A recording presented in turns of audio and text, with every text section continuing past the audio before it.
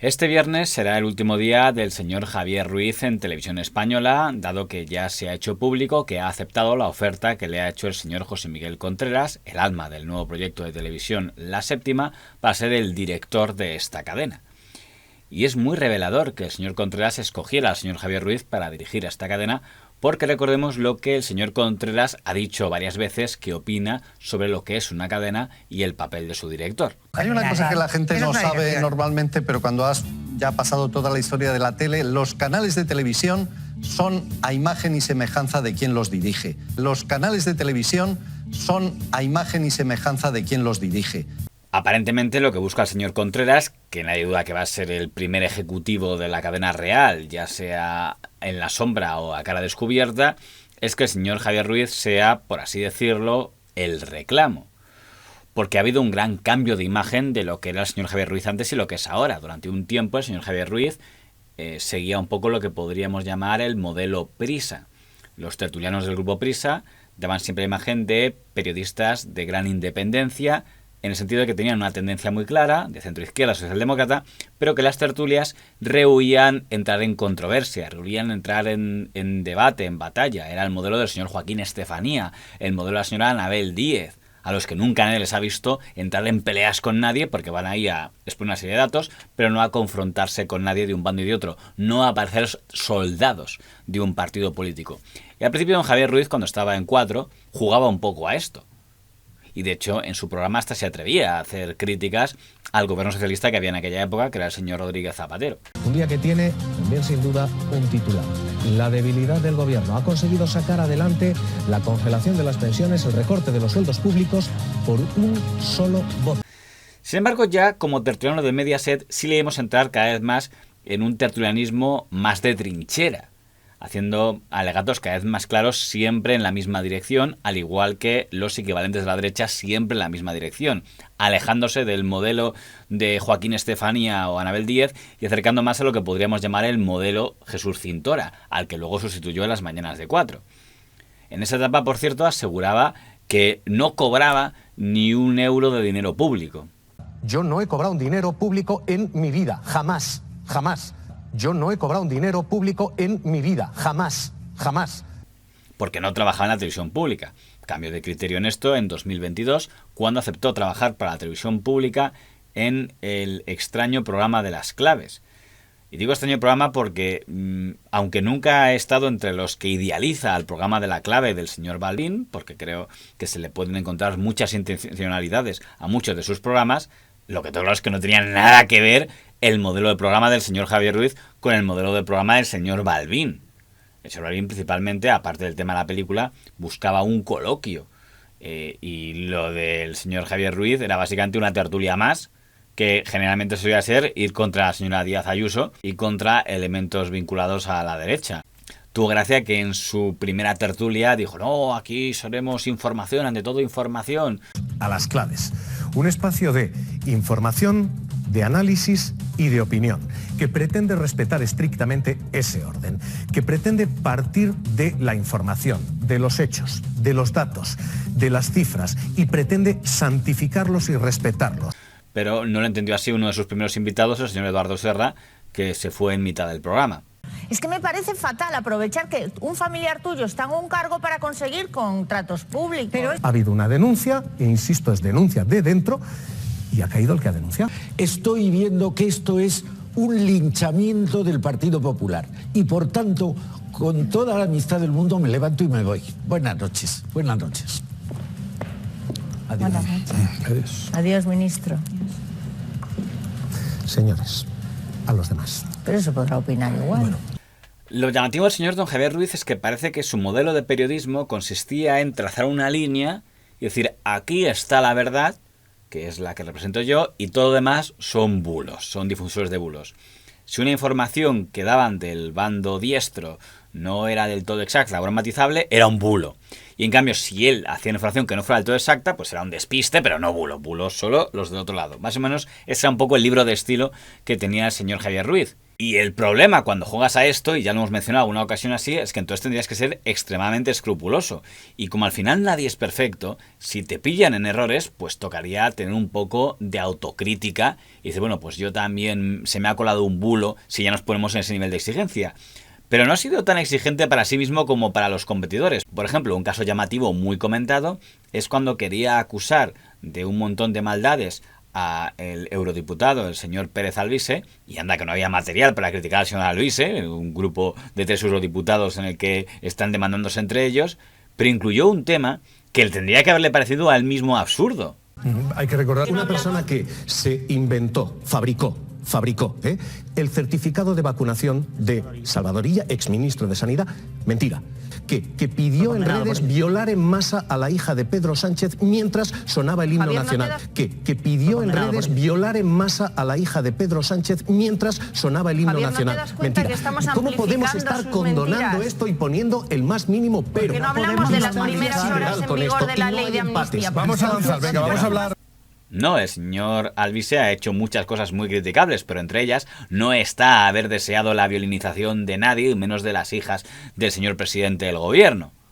Era una estupenda ocasión para demostrar ese nivel de exigencia que tenía la televisión pública contra los bulos. ¿Y cómo le resolvió el señor Javier Ruiz?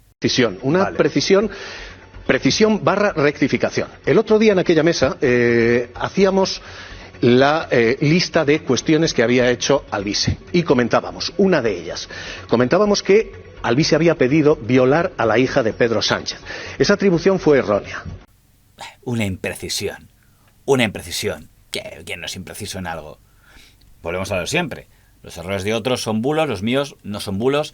Es un dato que no era del todo exacto, una imprecisión. Cuando pasó todo el tema del señor Paco Salazar y del tema de la ejecutiva del PSOE tras el señor Cerdán y la corrupción y los acosos y tal, recuerdo de una ocasión en la que hizo una afirmación el señor Javier Ruiz que luego fue desmentida en el mismo programa por el señor Garea. Tan importante como quién entra, quién sale. Y esto es lo siguiente, porque los cambios y los movimientos han sido estos. Sale Juanfran Serrano, sale el círculo íntimo de Santos Cerdán. Que decía que se ha eliminado, que se ha depurado al equipo de Santos Cerdán, pero es que no es así. Por ejemplo, en la ejecutiva va a seguir Juan Francisco Serrano, que para que nos hagamos idea, recordemos la imagen de Cerdán, creo que lamentable su escaño, revisando el informe de la UCO, y a su lado estaba Juan Francisco Serrano comentando con él ese informe. Pues va a seguir en la ejecutiva. Es decir, ni siquiera hay depuración de ese tipo de responsabilidades, y eso, aunque no se verbalice, creo que siembra mucha inquietud dentro del partido y nos sitúa a todos en este dilema que crea él de un gobierno que ha hecho todas estas cosas, pero que tiene corrupción y ha tenido a estos puteros, o la derecha y la ultraderecha. Ese es el dilema que plantea y que cada uno tendrá que decidir si es correcto ese dilema. Una afirmación que fue muy cuestionada del señor Javier Ruiz fue cuando dijo que 9 de cada 10 violaciones que se producían en España las hacían españoles y no extranjeros. ¿Quién violó a una chica? ¿Quién violó a una chica en Alcalá de Henares a inicios de verano? 9 de cada 10 violaciones en España son de españoles. 9 de cada 10. Jamás les he visto protestar contra ellas. Es evidente que lo que el señor Javier Ruiz quería decir era que la mayoría de violaciones en España son de españoles antes que de ciudadanos extranjeros, pero se vino arriba y dijo 9 de cada 10. Un dato que la propia FAPE tuvo que decirle que no era correcto. Tampoco entonces dijo que lo suyo fuera ni un bulo ni un fake, dijo que era culpa de la FAPE que le tenía manía. También fue muy criticado el momento de la cocinera, al que ya hicimos referencia aquí en una ocasión, de que entrevistó a una persona que fue presentada como sanitaria para que hablara mal de la sanidad de Andalucía, porque trabajaba en un hospital de Andalucía, pero no mencionó que no era médica, a pesar de que apareció con bata blanca. ¿Qué habéis comentado vosotros? Porque lo que se dice es, han desaparecido también en cosas en las que no hay enorme solicitud, solo podéis acceder los médicos. Claro, no, nosotros estamos alucinando y después eso que es que nos están dando explicaciones. Era una liberada sindical que inicialmente había entrado en el hospital como cocinera. Y cuando la ABC dice, oiga, que esta señora era una cocinera, el señor Javier Ruiz se arrojó a decir bulo de ABC, porque sí, sería cocinera entonces, pero ahora ya no lo es. Ahora es liberada sindical. Está muy bien, pero quizá entonces en el letrero tendríais que la presentada como liberada sindical o en todo caso como empleada administrativa, no como sanitaria. Y habría que preguntarse por qué en su primera entrevista iba con bata blanca y con un letrero que decía sanitaria, y el día siguiente, el día en que denunciasteis el bulo de ABC, ya no aparecía ni el rótulo de sanitaria ni ya bata. Es una parte del personal hospitalario que se ha atrevido a hablar contra el consejero de la Junta de Andalucía. Primera cosa, tú eres cocinera, tú eres pinche de cocina. Voy a aclararlo. Yo soy trabajadora de la sanidad pública andaluza desde hace más de 25 años. Mi primera plaza fue de cocinera, efectivamente, ¿vale?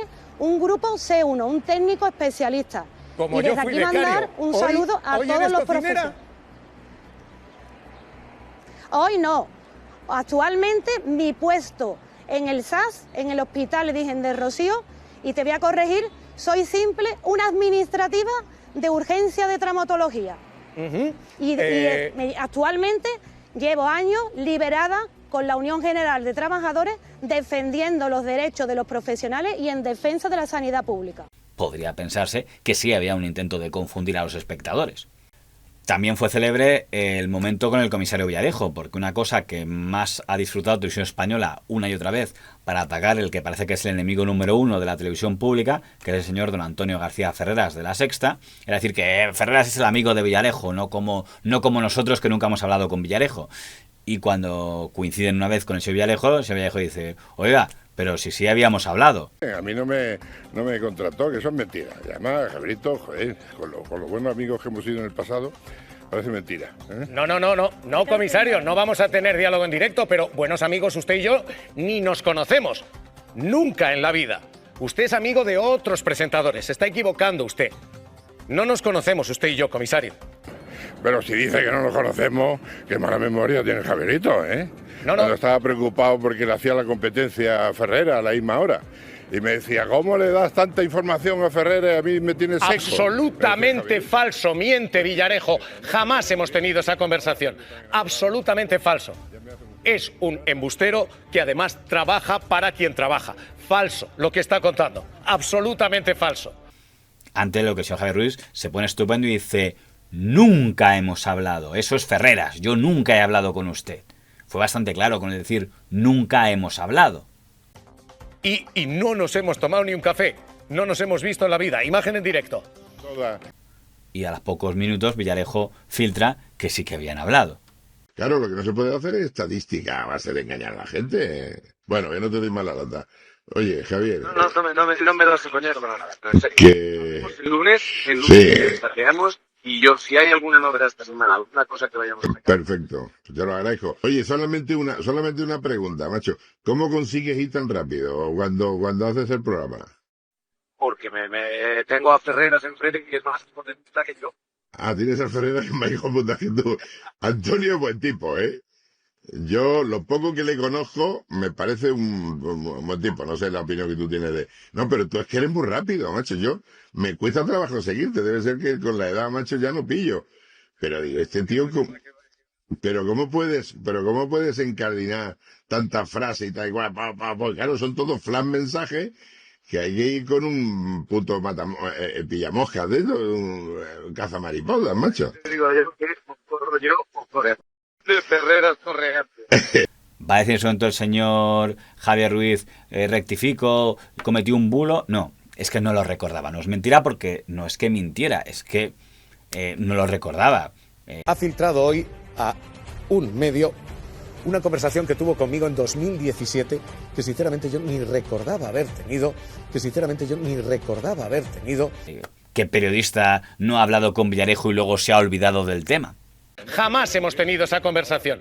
Absolutamente falso. Que sinceramente yo ni recordaba haber tenido. Pero probablemente el punto que más le han echado en cara al señor don Javier Ruiz es el tema de la llamada bomba lapa, porque había dos cosas a las que el Partido Socialista Obrero Español tenía mucha manía: la UCO, por ser la unidad de la Guardia Civil que está investigando casos de corrupción en el PSOE, y la señora Díaz Ayuso. Y había un exmiembro de la UCO que estaba trabajando para la Comunidad de Madrid y que, según aseguraban medios afines al PSOE, había escrito en un WhatsApp que quería ponerle una bomba lapa al presidente del gobierno. Era genial, la misma frase: UCO, empleado de Ayuso, y quieren atentar contra el presidente del gobierno. Y vaya si se hizo eco el señor Javier Ruiz del tema. Trabaja a fecha de hoy en la Comunidad de Madrid, 85.000 euros a sueldo del gobierno de Ayuso. Y hoy les estamos contando esas nuevas conversaciones en las que lo que plantean son cosas como esta: bomba lapa contra Pedro Sánchez. Bomba lapa contra Pedro Sánchez. Luego resultó que el mensaje había sido manipulado y descontextualizado. Una estupenda ocasión para que pidiera disculpas. Y dijera, bueno, nos hemos equivocado, perdón. Pero la disculpa del señor Javier Ruiz fue bastante mejorable. Les vamos a contar porque hay un mensaje equivocado en toda esa serie. Uno en el que uno de esos agentes señalados decía bomba lapa. Parecía sugerir que era una bomba lapa contra Pedro Sánchez. La realidad es otra, rectificada el sábado. Era algo que él decía que le podían hacer a él, que Pedro Sánchez podía colocarle a él una bomba lapa. Es lo que se está bautizando en sectores conservadores como un bulo. Pero es un bulo uno, en todo caso. Hay 1.996 folios de otras conversaciones con carga política, con contenido político y con tráfico de favores, que hoy el gobierno dice muestran que hay una Kitchen 2. Sí. Podía haber algún mensaje que no es así, pero todos los mensajes son verdad, y este señor era un impresentable igualmente, no por ese mensaje por el que habíamos dicho ese día, pero seguro que dijo otras golfadas en el resto de las conversaciones. Lo triste, señor Javier Ruiz, es que su maestro, don Iñaki Gabilondo, sí se habría disculpado. Porque tenemos demostraciones, y están grabadas, de que por cosas mucho menores Iñaki Gabilondo se disculpaba. Y no eran disculpas pequeñitas de, bueno, sí, una cosa mal. No. Cuando pedía disculpas, las pedía. Sentimos, créanos, la necesidad interior de hacerlo. La Asociación Víctima del Terrorismo nos exige esta disculpa. Nos disculpamos porque nos lo pide, pero nos disculpamos sobre todo porque creemos que tiene razón. Porque la clave es que el señor Javier Ruiz renunció a ser un Iñaki Gabilondo, renunció a ser un Joaquín Estefanía, renunció a ser un Anabel Díez y prefirió ser pues un Cintora, un Maruenda, un Antonio Naranjo. Bueno, pues ese es el mundo que ha elegido, y seguramente para conseguir fans es mucho mejor, y probablemente sea buena idea que sea director de La Séptima. Si consigue seguir sacando de quicio a los trolls de la derecha, eso será un acicate para que los trolls de la izquierda digan, oh, si saca de quicio a los trolls de la derecha, me gusta, le seguiré.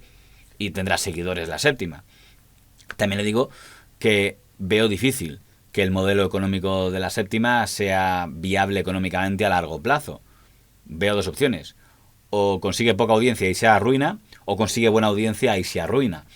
Pero salvo que haya un socio inversor que aparezca a medio plazo, o sea absorbido por un imperio mediático sostenible y grande, sea el Grupo Prisa, o sea un grupo internacional, tipo, un News Corp o uno de estos, veo muy complicado que una cadena de televisión, en el actual modelo publicitario, pueda ser solvente a largo plazo. Me voy, qué lástima, pero adiós, me despido de ti y me voy. Qué lástima, pero adiós.